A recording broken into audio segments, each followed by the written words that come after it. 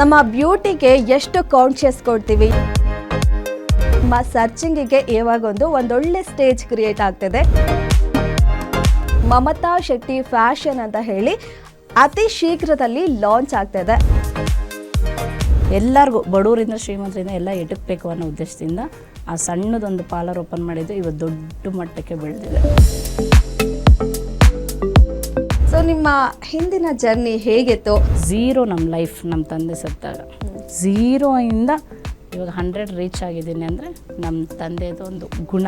ಇವಾಗ್ಲೂ ನಾನು ಜನಗಳಿಗೆ ಏನು ಇಷ್ಟಪಡೋದಂದರೆ ಎಲ್ಲರೂ ಬಂದು ನನ್ನ ಟೆಸ್ಟ್ ಮಾಡಿ ನೋಡ್ತಾರೆ ಏನಂತ, ನಿಜವಾಗ್ಲೂ ನೀವು ಮೇಕಪ್ ಮಾಡಿಲ್ವಾ.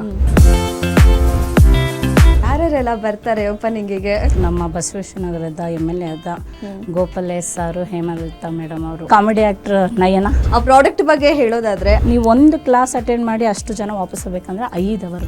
ನಾನು first of all beautician, second soap ready ಮಾಡಿದ್ದೀನಿ ಅಂದರೆ ಅದಕ್ಕೆ ಅವ್ರದ್ದೆಲ್ಲ ನಾನು ಅರ್ಗಿ ಕುಡಿದು ಬಿಟ್ಟಿದ್ದೀನಿ ಹುಡುಗಿರ್ದು.